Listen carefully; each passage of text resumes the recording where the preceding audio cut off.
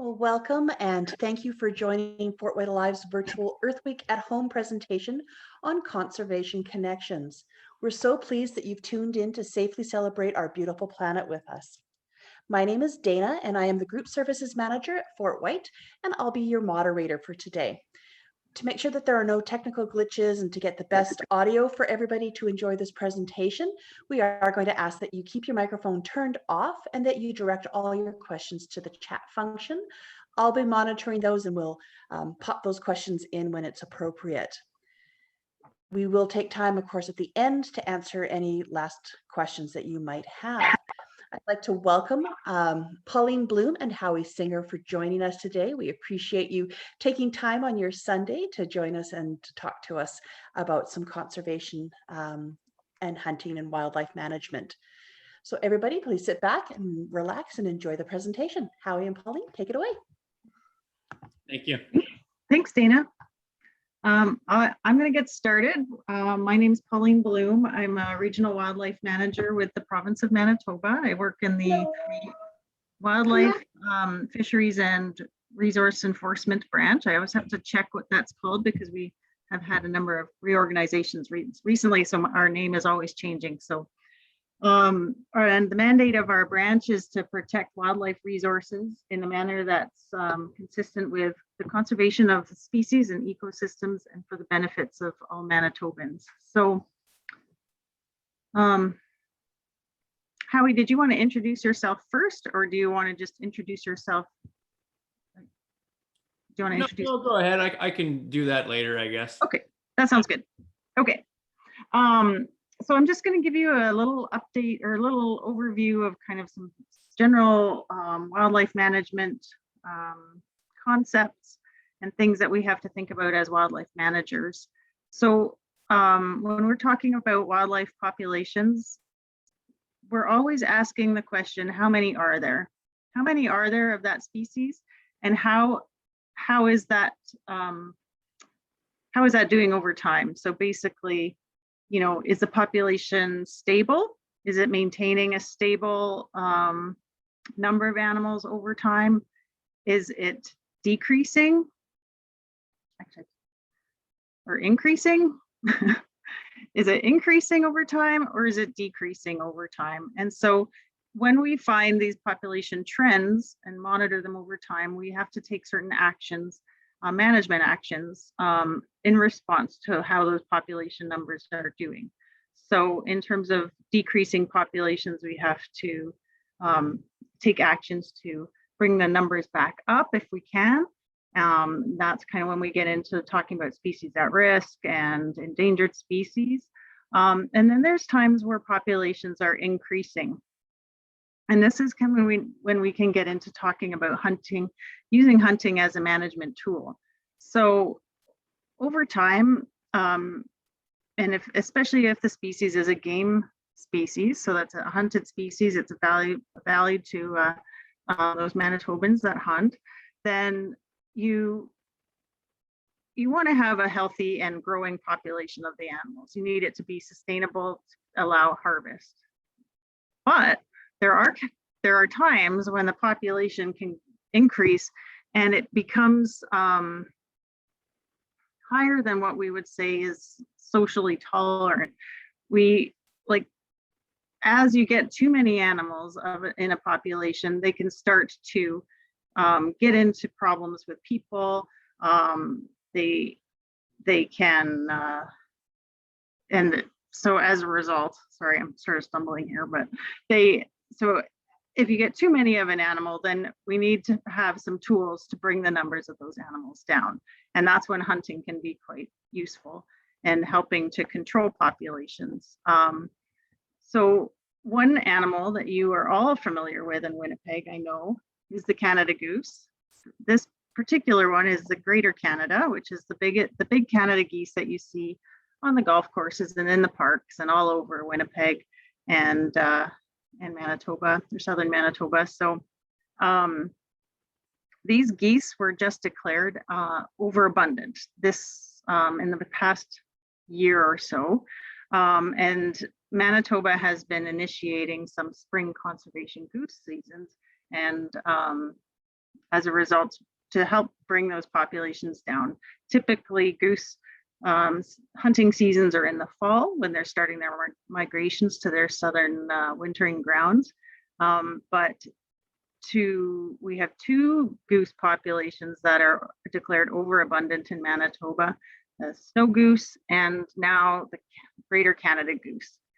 The giant Canadas, they used to be very few of them. Like in the 60s and 70s, people talk about how it was actually hard to find a goose in Manitoba. It was really difficult to hunt them. They weren't in the great numbers that we see them in today. But now they have become so large. There's over 230,000 of them. And because of that, they're declared overabundant. And now we have spring season. And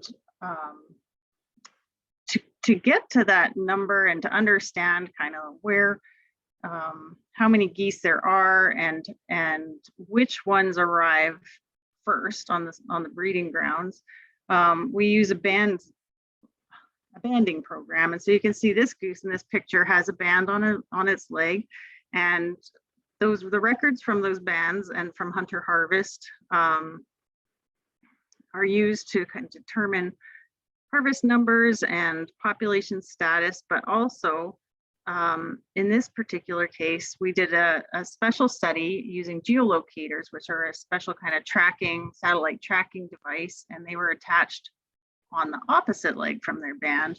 And that technology was used to sort of determine spring arrivals of the greater Canada geese and determine when we could have that season, so that we knew we were targeting the right species of goose, subspecies, I guess. But yeah, so that's just a general overview of how we can use hunting to benefit or to manage a population that's becoming a little bit too abundant and there's just too many of them, and we need to control their numbers and bring them down. So I think that's it for me, and we'll move over to, oh no, that isn't me. That isn't it for me.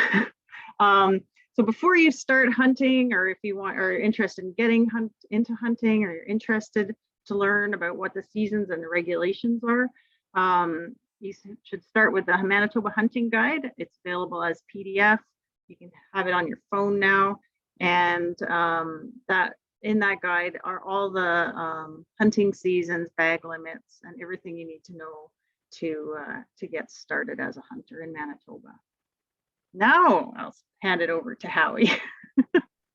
Thanks, Pauline. As Pauline mentioned, my name is Howie Singer. I'm a research biologist. I have a background in specifically waterfowl conservation. I've been fortunate enough to work all across the US. I've worked in Nevada, Michigan, Alaska, and all across Canada, through the prairies, into the boreal forest, and also into the Arctic. So, and I really just have a passion for waterfowl conservation. So what I'm going to talk about here is kind of a link between habitat conservation and hunters, as you can see on the slide.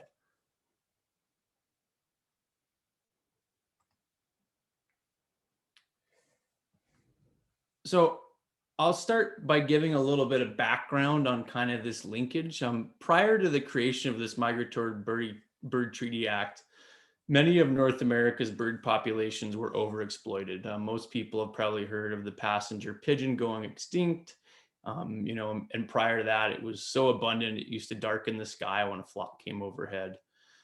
Fewer people are probably aware of waterfowl populations that were also overexploited in the late 1800s, early 1900s from market hunting. So these birds were harvested for commercial purposes across the US.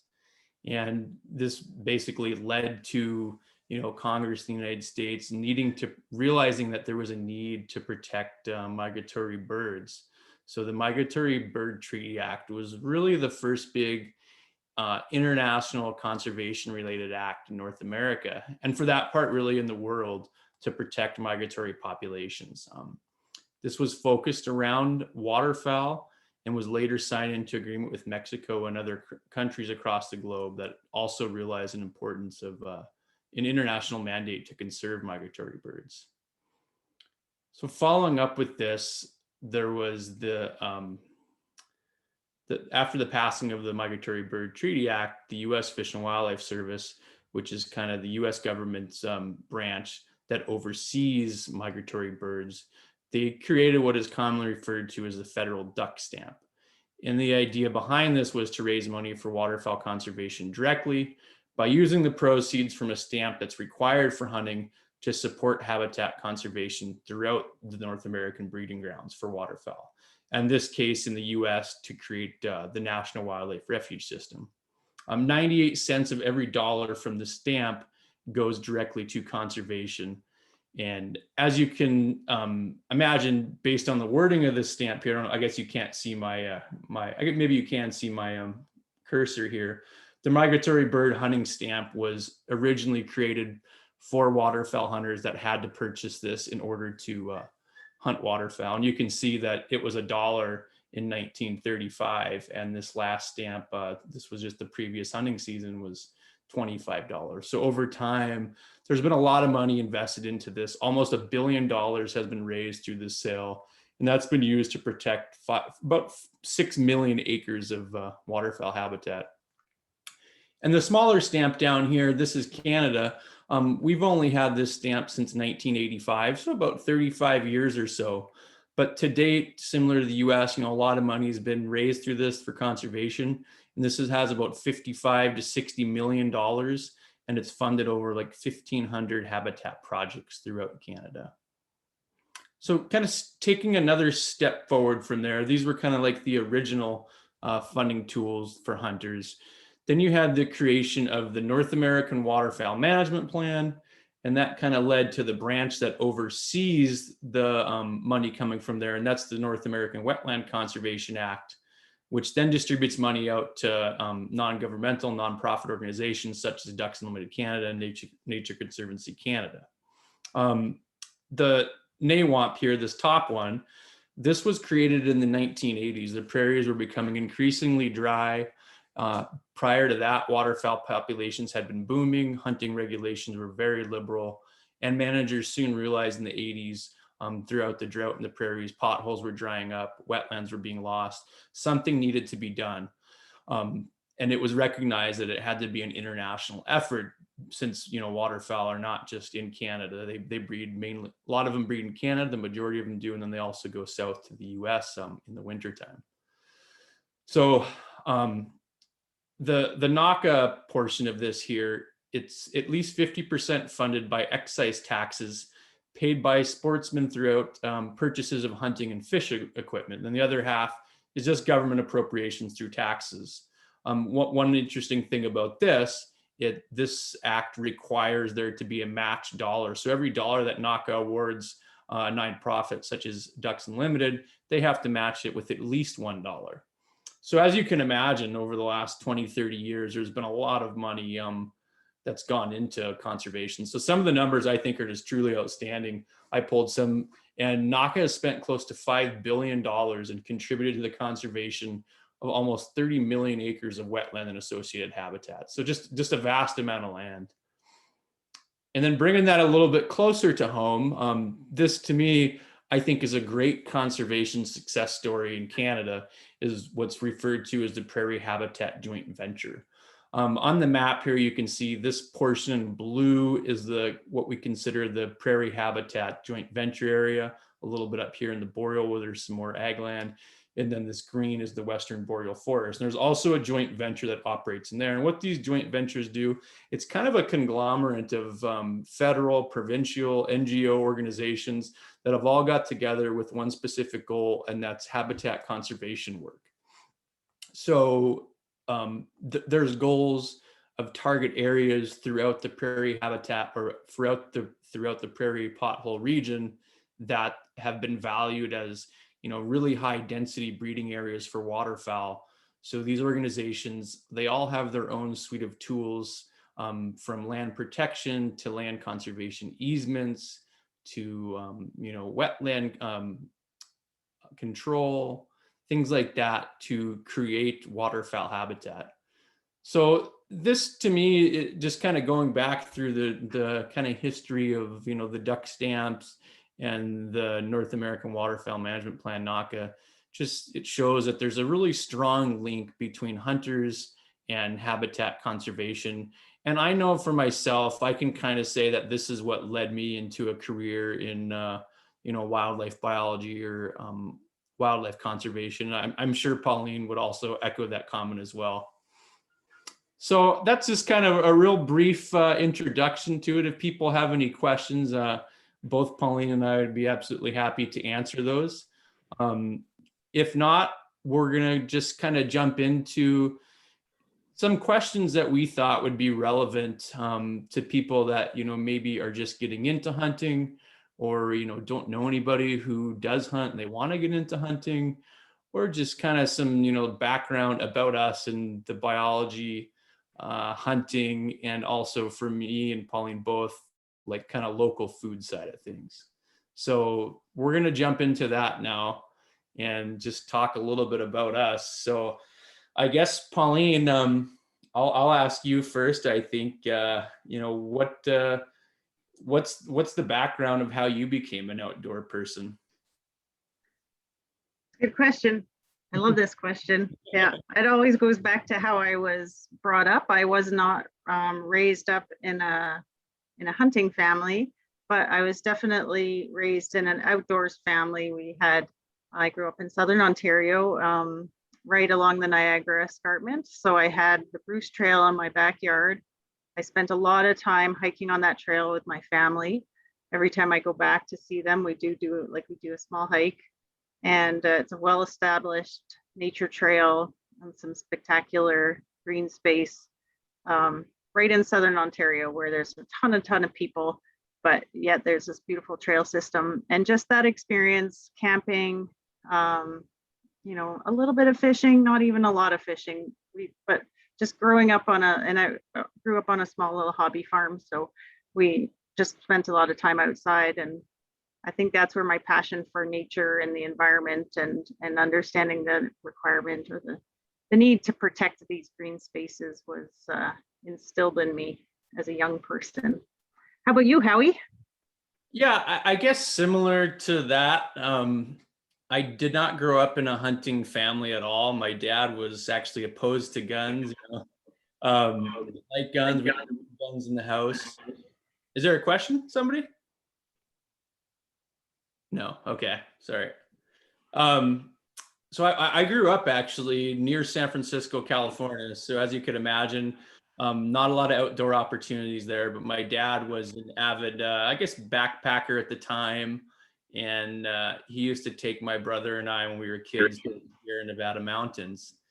And those trips, I think, kind of led me into it. This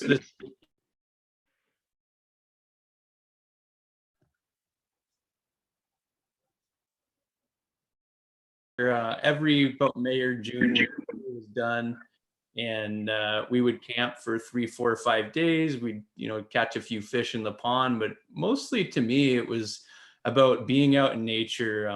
We saw bears there. I'd never seen a bear before. Just fresh air, and this kind of just got me interested in nature. And I guess, at the time I didn't consciously think about the conservation side of things, but ultimately it was these experiences as a kid that kind of led me down the path where I'm at today, I think. So that's kind of my background into the outdoors. So I guess going from there, we're interested in the outdoors now, and then, some people obviously, end up backpacking, hiking their whole lives, enjoy it. And then some people get into other aspects of it, such as like what you and I did. So I guess, how did you take that leap from, being in the outdoors to hunting? Because it's not easy for everybody. And then also, like, if you don't know people that hunt or fish, what would you do? Or what did you do? Yeah, for me, it was kind of interesting because in my career, I'm surrounded by hunters. I always have been. I used to work for Ducks Unlimited. Now working for the province and the wildlife branch is a great deal of people around me are hunters. But I didn't get into hunting until quite some time into my career as a wildlife biologist. And I would say what got me there was one event in particular. It's hosted by the Manitoba Wildlife Federation, and it's called Becoming an Outdoors Woman. And in that workshop, it's a weekend work. It's a weekend, and I think you can take like 4 or 5 different workshops. It's super, super fun, really supportive, and you can really challenge your fears, and in a nice, safe environment where, you know, for us girls, sometimes we got to cry, and it's totally okay to cry there. Everybody's really supportive, and really, it's just a really nice way to learn. So I think the first time I went, I took all of the firearms because I was nervous. I'd shot guns before, but I wasn't sure. But I was starting to get interested in hunting and the idea of it, but I wasn't really sure if it would be for me. So through that process, I found that a really amazing network of ladies. From that workshop, I went to one of the women's mentored hunts out at Delta. Another great experience. You do a day of training and learning, and then followed up with a hunt. So you get to practice and do all the things that you've learned how to do, and sit and set your blinds up and get out there in the blind and go on a waterfowl hunt. So after I did that, I connected up and got invited into this wonderful group of women called Team Lady Fowlers. And this is taking women that have gone through becoming an outdoors woman, gone on the mentored hunt, showing a great deal of interest in hunting and the hunting community, and teaching them to be mentors. So it's kind of giving, here's my cat is attacking me. It's giving, taking, so because it's one thing to learn how to do all of these things, but it's another step to become confident to do it on your own, and then to show other people how to do it. And so that's what our little group Team Lady Fowlers is. And as you can see in this picture, this is from one of the mentor hunts the day before. We've been grassing their blinds, making them nice and hidden, and now they're practicing getting out of them. And so you can see Vanessa on the right hand side with her very technical rake as her firearm, and one of the women that we're mentoring that weekend, just having a blast practicing getting popping up out of the blind to take that first shot. So I'd say that's kind of how I got into hunting, and yeah, just having really great mentors and making a lot of great friends while I've been at it. So Howie, how about you? How did you get into hunting? Yeah, okay. I guess before I answer that, I'll mention that, it sounds like you were a little bit later in life than your youth getting into hunting. And yeah, when I was in the US at Michigan State University for my master's program, there was a program there that was, they were collaborating or kind of like co-partnering with the Rocky Mountain Elk Foundation on just, late onset hunting, is kind of what it was deemed as. People in their mid-20s that, wanted to, source their food locally. And it's kind of becoming a thing down there. I don't quite made its way to Canada yet, but it will. It's just a matter of time. It's in its, early stages there. So anyway, sorry about that. Just a little side note. My interest in hunting came when I was in about 5th grade. We had moved from San Francisco to a small town out in the middle of nowhere in Nevada. And my best friend in 5th grade, his mom was also my 5th grade teacher, and his father was a habitat kind of conservationist, a biologist for the state of Nevada.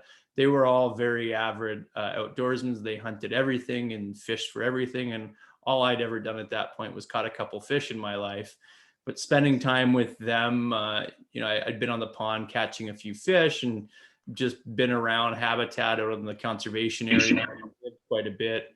And they invited me to go on a waterfowl hunt just as a guest, when I was probably 5th grade, maybe it was 6th grade. I took that opportunity, said, sure, it sounds great.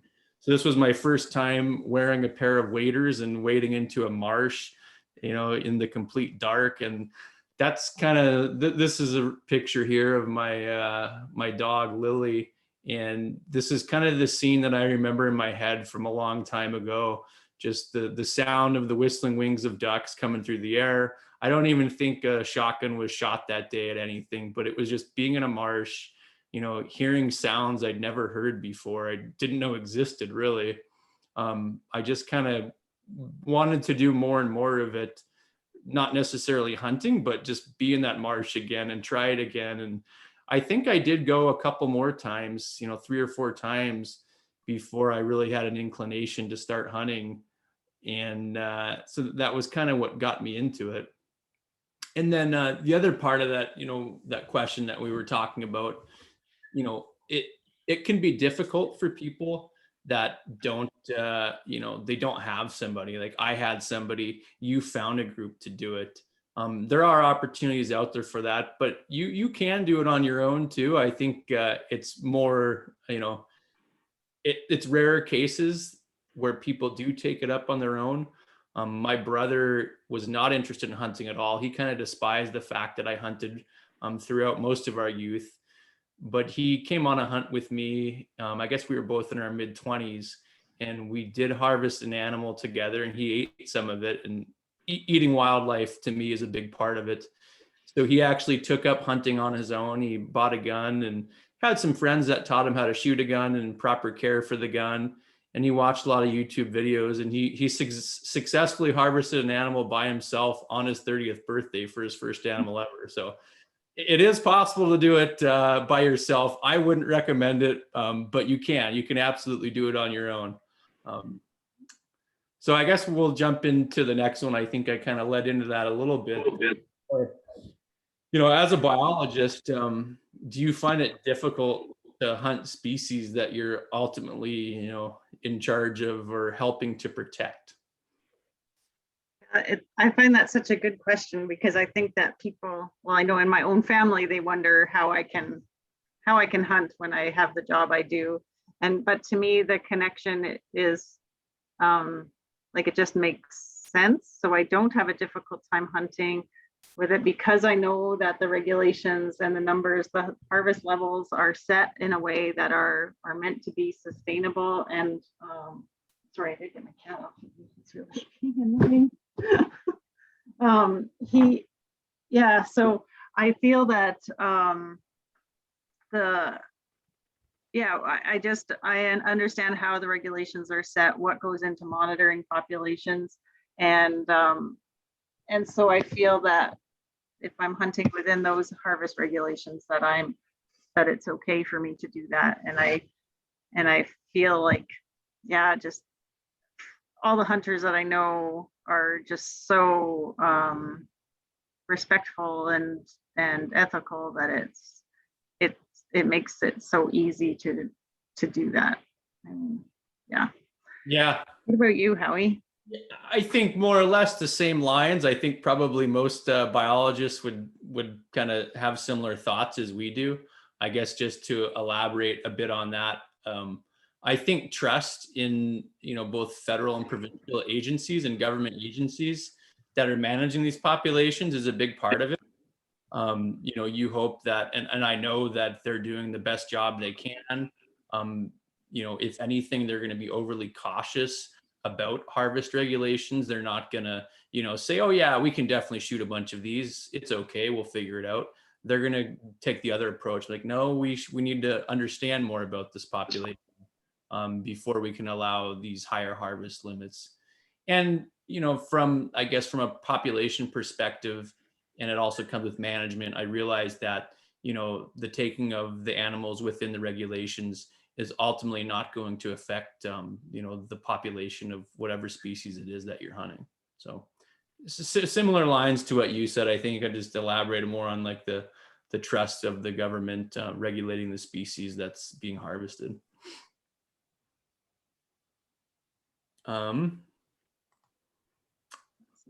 Next, maybe one of my favorites. Me too. The food. Yeah, the food. So yeah, how important is that to you? And did you know how to cook it? Because obviously it's a little bit different than, your store-bought food. Yeah. I really do like knowing where our food comes from. In our house, we eat almost exclusively wild meat with then just like locally raised other domestic, meat. But large portion of our diet is from wild meat. And so I am still learning how to cook it, and it matters a lot, like how you cook it. And some people will say like, oh, goose is disgusting, but if you cook it like you do with chicken, then it might not taste as good, because we've been trained up from when we were young to like cook anything that's a bird very well done, right? Because we don't want to get sick. So, but with waterfowl, you can eat them rare, medium rare, and they taste better less you cook them. And so we make all kinds of things. So we've gotten into making sausages. I know Howie does make tons of sausage as well. It's really fun to experiment with different seasonings and different recipes. And I think I can speak for both of us, Howie, to say like there's a fellow chef, hunting chef out of California. His name is Hank Shaw. He has a website, Hunt Garden. What is it, Howie? I think it's Hunt Gather Cook. Okay, yeah, Hunt Gather Cook is his website. Tons of recipes on there for all kinds of game. He's got great cookbooks. This one, Duck Goose. He has another one, Buck Moose, and one's on small game. And I think he just released one on fish. And yeah, so he is an excellent chef, and his recipes are very like they're not too complicated, and they always taste good. So this is this picture, talk about knowing where my food comes from. This is me in my tree stand. I'm a relatively new deer hunter. My husband's an avid bow hunter, and so now I'm getting into that as well. I went to becoming an outdoors woman to learn how to do archery, because doing it within the family is sometimes tricky to learn from your spouse. So I took my first workshops at becoming an outdoors woman, and I'm hooked. And this is me in my tree stand. And this fall I harvested my first deer, and I finally got to make this one recipe that I was looking forward to making, I think, for 3 years. This is the steak Diane. It's out of Hank Shaw's cookbook, Buck Moose. And Hank Shaw came to Winnipeg a few years ago, and when he was putting out that cookbook, and I asked him, when I went to get a signature, I asked him what recipe he would recommend for first deer, and he said steak Diane. And so I was saving that recipe. I wouldn't let myself use it. I just saved it for my first deer. And so this fall we finally got to have it, and oh man, was it ever good. It was delicious. So yeah, I really enjoy it, and I like experimenting with new recipes. But when you have a source you can go to that's really reliable and you can trust it to always be good, it's well worth it. Yeah. Howie, how about you? I know you have really good recipes. Yeah. I guess I've been hunting a little bit longer than you, so yeah. I think it's good that I've developed some recipes, and I really, took a liking to eating wild game. I guess, when I started hunting, I was 10 or 11, 12 years old. I did eat what I hunted, but probably not to the extent that I do now. I really, like you do, take value in knowing where my food comes from, knowing how it's been handled, knowing how it's being processed, taken care of, and the fact that it's, to me, I like the local sustainable wild game. So yeah, it's a big part of why I hunt, and the things that I do. And just here's one example of this is one goose and deer that I process for the freezer. And you can make so many things with the different types of game that you can process and store in your freezer. And they last for quite a while too. These aren't cryovac, but cryovac game will last for years. Actually, as I just found out, I pulled some stuff out of the freezer that was 2 years old, and it was exquisite still. It tasted like it was, just harvested a couple days ago. There was nothing wrong with it. And just kind of some examples, like I was actually at the dinner Pauline mentioned. It was a great experience. I guess I consider like Hank Shaw is like the Emerald Agassi of, the hunting culinary world. He's kind of the go-to guy. His recipes are great. He's got a positive attitude. He talks about conservation every time he talks about hunting. So just a really well-respected person in the community who, I've used a lot of his recipes and adapted a lot of those to kind of my own liking with my own spices. And like, here's just an example of kind of, I guess it's not quite from field, but, from freezer up here in the top right, these are frozen Canada goose legs. And I guess that kind of also talks about the frozen goose legs. There's a lot of different parts of the geese that you can eat. You can eat legs, you can eat the breast meat. And, you can get into the other stuff too, the giblets, the heart, gizzard. There's so many things you can eat off a bird. These are just legs. And then, with a little bit of broth and some spices, you put them into a crock pot and you can make, goose tacos, you can make shredded goose meat, you can make goose tamales, just a couple things. I mean, there's endless recipes. This reminds me of like the Forrest Gump and Bubba Gump when they're, cleaning the floor with their toothbrushes, talking about the ways you can eat shrimp. That's true for wild game. It really is. Yeah, I guess so. Knowing where my food comes from is just a really huge part.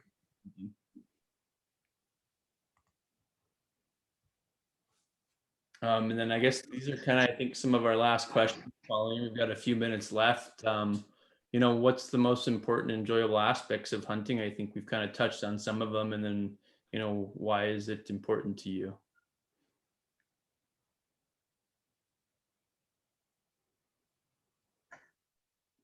Yeah, you kind of froze there for a second. So I think, yeah, I was like, are you done? I think, yeah, it might be on my end. I got a thing saying my connection is unstable, but Okay.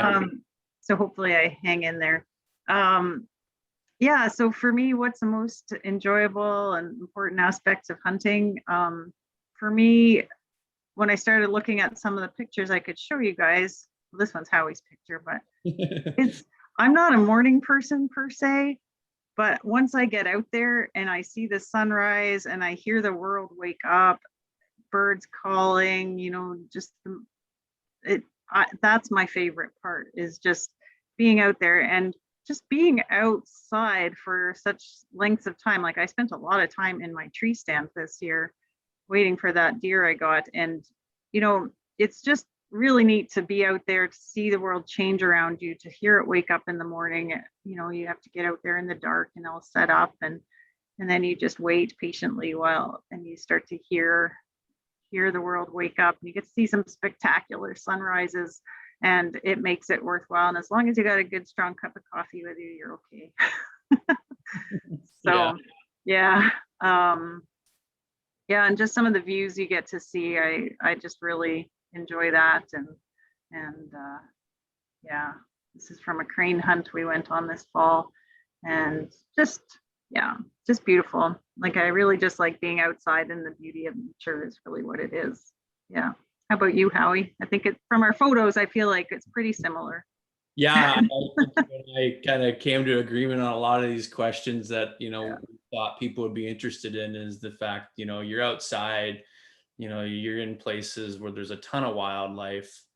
And then, you're in marshes. This is kind of how I started out, was hunting in a marsh. This is, out by myself. I kind of like that too in some cases, just being alone, having time to think about things. I had my dog with me a lot when I used to do a lot of waterfowl hunting, and being around people is another, and also sharing that. So like being by yourself and then, sharing these experiences with friends. I've hunted with quite a few people over the years who it might have been only their first or second time, trying to get a certain species, and, then helping them prepare that and cook that food. And just those experiences are just something that I really appreciate and I really enjoy about being a hunter.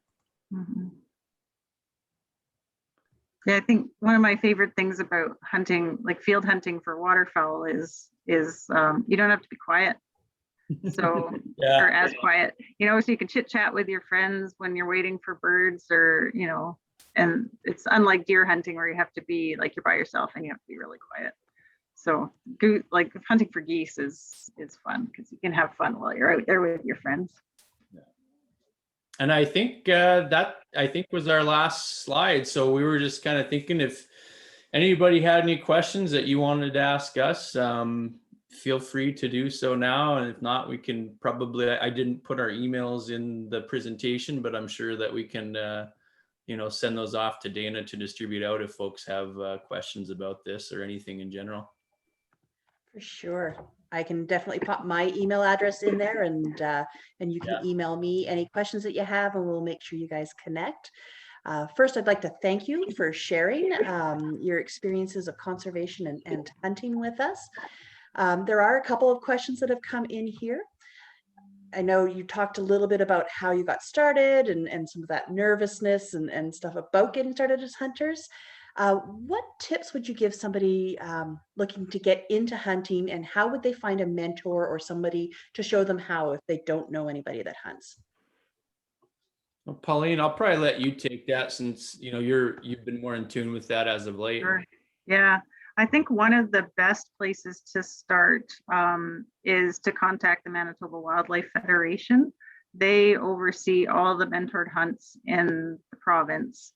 And so and they know a lot of hunters and a lot of people who are good mentors. So if you're looking to get started, they would have a lot of ideas for where you could start if you wanted to start with a training session or like some learning workshops. Then becoming an outdoors woman, Team Lady Fowlers, we're doing stuff like that regularly. And now because of the pandemic, they're doing some more virtual presentations and things like that. So it's actually could be easier because becoming an outdoors woman it can be very hard to get into because there's limited seats and a great deal of interest. So you have to be very quick to get your name in. And now because of the pandemic, they're back, they're going to be 2 years backlogged on people wanting to do it. So that's how I would recommend getting started to find a mentor and have that first opportunity.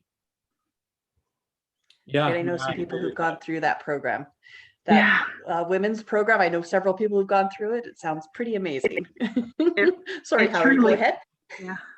No, I was just saying I agree with that. There's also some resources online. I can't think of specifics off the top of my head, but a lot can be found online just to kind of dabble into it, to understand a little bit more. That might just help you, if you are feeling a little awkward or nervous about it, you might be able to find stuff online to at least get you aware about the right questions to ask, to kind of take away that initial awkwardness. I think my brother used that quite a bit, and he didn't start till he was in his late 20s. And another thing is, like, before you start to hunt, I think you can, you have to take your Hunter Ed course, and that's online now too. So it's even easier. You just have to find, and the Wildlife Federation will help you find someone to do the practical part of the exam when it comes to the exam. But it's a great way to learn too. Training for that test is because it's very informative. Perfect. Do either of you have anyone who questions your moral decision of conservation versus hunting? And if so, how do you handle that? Good question. Yeah. I think I do. Like in my family, I don't really think people understand it. My dad is always just like, I don't understand. You used to be, because when I was in high school, I was like, save the environment. I was more like, just protect everything.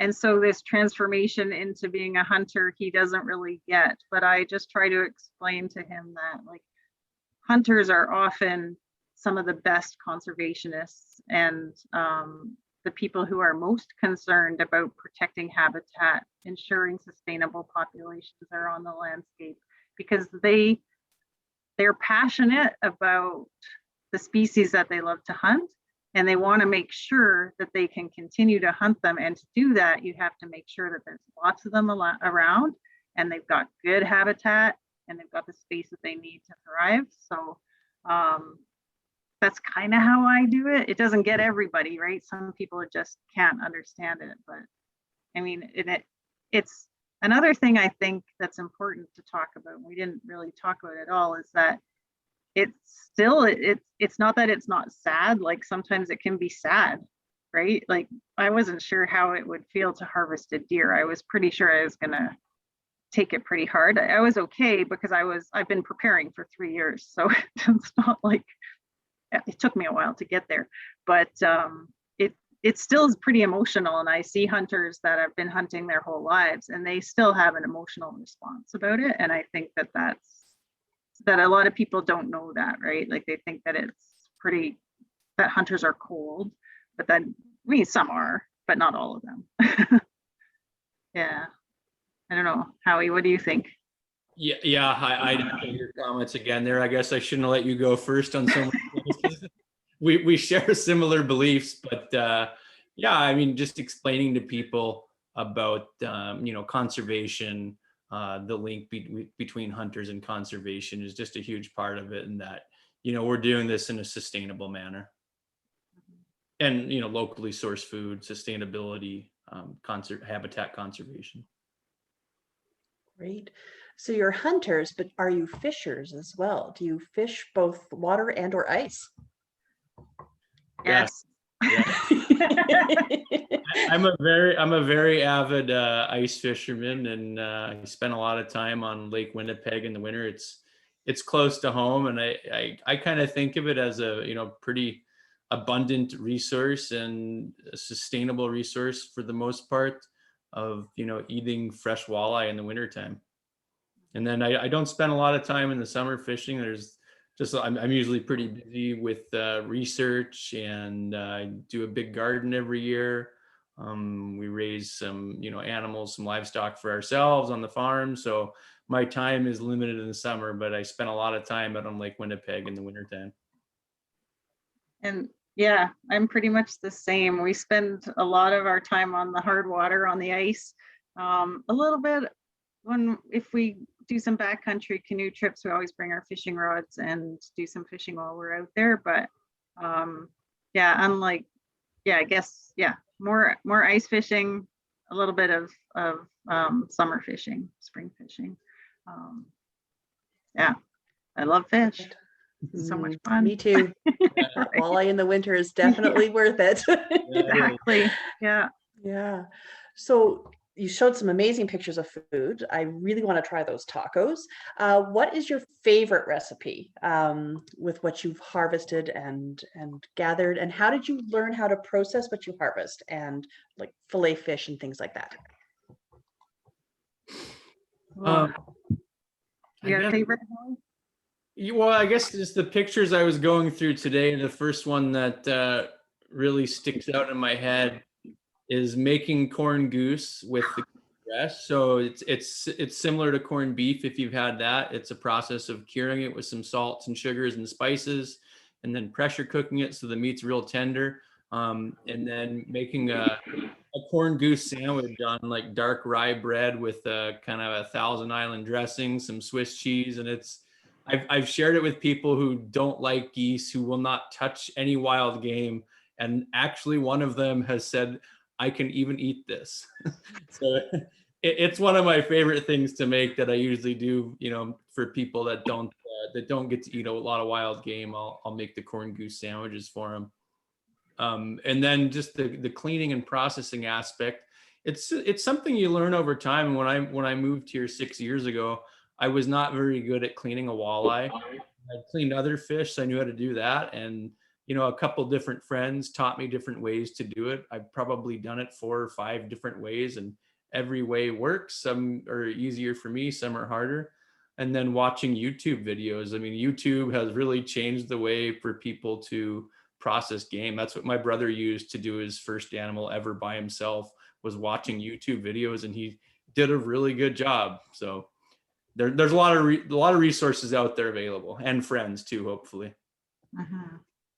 Yeah, I have one of our lady fowlers has a very hilarious story about butchering her first deer in her downtown Winnipeg condo, like in a building, tall building. She had to get it upstairs in the building, into her house without raising any questions. And then YouTube videos all the way to do the processing. And she processed it all by herself. No one helped her. She had never done it before. Incredible, like just incredible. But I see what you mean about going second, because I was also going to say corned goose.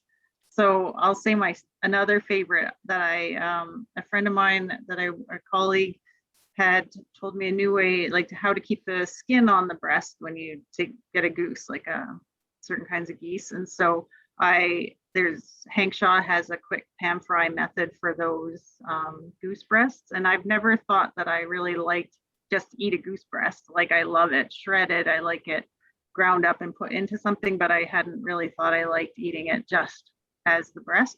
But it turns out I do. It's delicious. And just having that skin get all crispy and delicious on it, and simple seasonings, and yeah, I just love that. And then in terms of processing and cleaning, yeah, I think I've just learned over the years from the different people that I've connected with as mentors. Obviously, my husband he's quite an avid hunter, so he's helped me do my first deer this year. But I was adamant that I was going to clean it myself and do it. So I did that, and that was quite an experience. Like I've seen it done before, but I have never actually done it myself. So that was really fun to do, or good to do. I wouldn't say it was fun, a little bit, but yeah. And then yeah, so I think that's it. It's really hard to pick a favorite recipe. Yeah, really hard. Like they're all so good. Like, a lot of good ones. Yeah. So well, I think those cookbooks that you shared with us are definitely something that somebody needs to check out if they're interested in processing some of their own meat and into some delicious recipes. Yeah. Yeah. Oh, another thing I was going to say on processing and cleaning, I'm pretty sure on the Wildlife Federation's website, they do have some videos that they're, I think her position is managing director now, but Carly Deacon did some really great cleaning for birds, for geese and ducks. Really nice videos there. So you can always go and check their website out. They've got lots of resources. Well, great. I want to thank you both so much for sharing your appreciation of nature and wildlife with us, and how that helps you to connect to the natural world and being sustainable. We really appreciate it. What you are talking about is exactly what we try to do at Fort White, and encourage people to get outside and appreciate nature, and then take those steps to help sustain it. We really appreciate you taking some time out of your day today to help us celebrate Earth Week at home. For those of you who are on the meeting, please do take a moment to check out some of the other options that we have coming up on our calendar of events. For those who are interested in learning about fishing, we will have some fishing happening once the season opens in a couple of weeks. There's some guided fishing opportunities there. We have one more presentation tonight, a creature feature with our interpreter Barrett Miller. If you would like to get into that, you can still call us and we can get you signed up for that presentation. We hope you take a chance to get outside and enjoy your neighborhood nature as we celebrate our beautiful planet. Thanks, everyone, and have a great day. Thanks, everyone. Thank you. Bye. Bye.